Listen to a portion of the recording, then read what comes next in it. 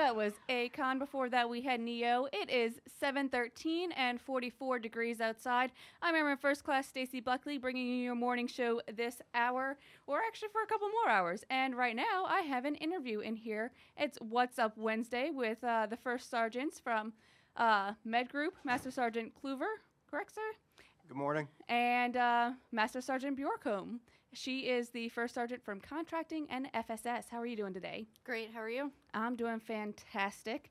And y'all came in this morning to talk about EPRs, and that's kind of a foreign thing for me. I've only had one EPR written so far, and I mean, it's still going through leadership, and I haven't even seen it yet. I'm not sure what to expect. I'm hoping I did good this year.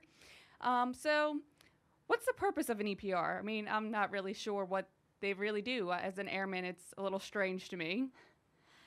Ultimately, the basic purpose of it is to provide an accurate record of your individual performance.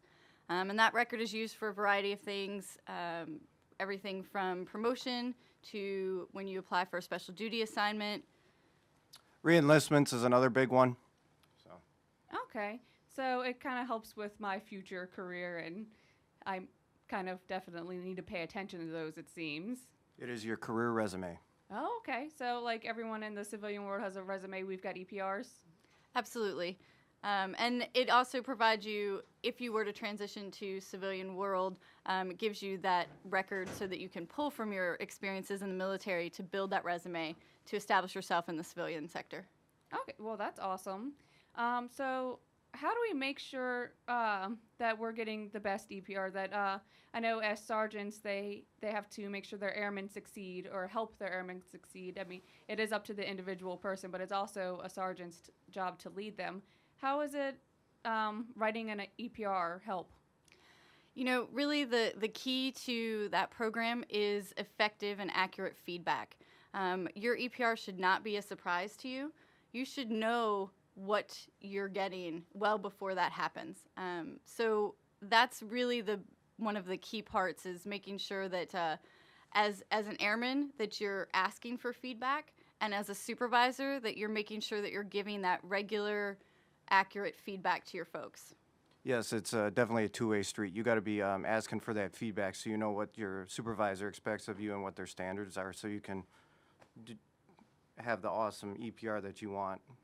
Okay, I know I had like two feedbacks before with one sergeant who was here, and then I had a change of raters, and then I had two more feedbacks, and then I got my EPRs up for that. I think I did well. I'm hoping that they also think I did well this year.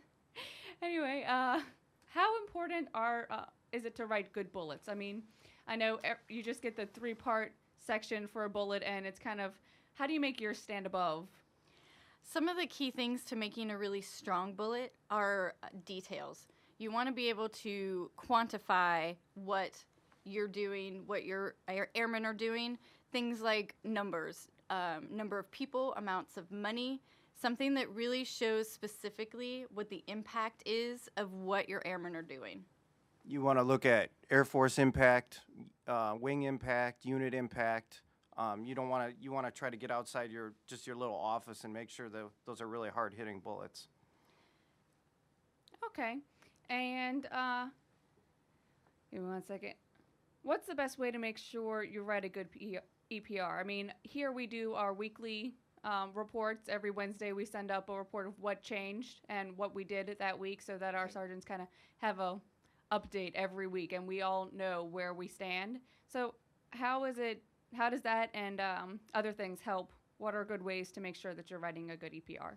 Well, I think you've hit on one really important thing, and that is getting good, detailed information from your airmen so that you have a lot of information to base those bullets off of.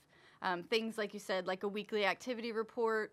I know that I've used spreadsheets in the past in kind of a bullet format to help my airmen get used to putting things in that format. Which helps both of us. Helps my airmen get used to writing a bullet, and then helps me because I know I have the pieces that I need.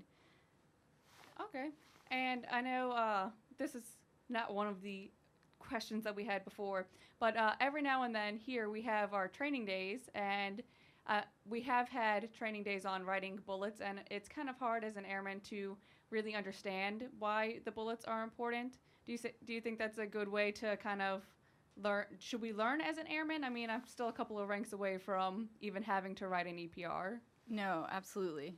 Yeah, and that goes back to the whole feedback and you understanding what your supervisor wants, what your office wants, what your squadron needs, and your wing needs from you.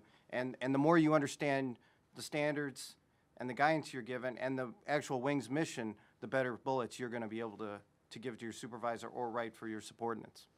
Yeah, I would say it's never too soon to start learning how to build a good bullet. And really, practice is the biggest part of how you're going to be a better writer. The more you do it. Things like writing seminars and workshops like you've had on training days are fantastic. Other things like sitting on quarterly award boards so that you're seeing how other units on your installation are writing. You're seeing what maybe makes a stronger bullet versus a weaker one. Those are all really good ways to enhance your writing ability. Okay, awesome. And also, what role do awards packages play in EPRs? Basically, they're two separate things. You know, your EPR is your annual assessment of what's going on. A quarterly and an annual award are a little bit different because an annual award probably has more substance to it because it's got to be 30 lines. Quarterly awards are just concentrated on that quarter. One thing I do want to mention is if you do something outstanding during your tour, whether it's Wind Below Zone, Airman of the Year, a career field award, you want to make sure if you earn a decoration at your PCS that's actually in your PCS medal, so that stays with you your whole career, because when you're going up for senior and chief, they're only looking 10 years back. So if you win something as an airman, you got to make sure that's in your decoration, so that's in your career the whole time. And the same holds true for that EPR too. If you've been awarded a quarterly and annual award, make sure that those bullets are in your EPR. Again, it's that lifelong record of performance, and that's what that EPR provides. So make sure that all of your successes are reflected in your performance report.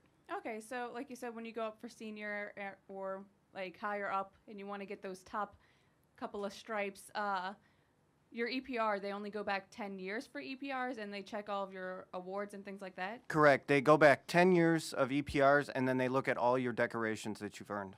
Okay, well, that's pretty useful and good information to know. And is there anything y'all wanted to add about the EPRs? And no? Pretty much said it all I the think nice so. questions I we think hit so. on. Well, thank you very much for coming in. It was great talking to you about the EPRs. I definitely learned quite a bit, and hopefully I'll be able to start writing some better bullets if I get some more practice in there. So coming up next, we've got a short little break and then 30 seconds to Mars. And also this hour, we've got NXS, Mumford & Sons, and Kesha, plus more news from around the base and around the world. Coming up now, like I said, here's your short little break right here on AFN Incirlik the Eagle, serving America's best. And now it's time.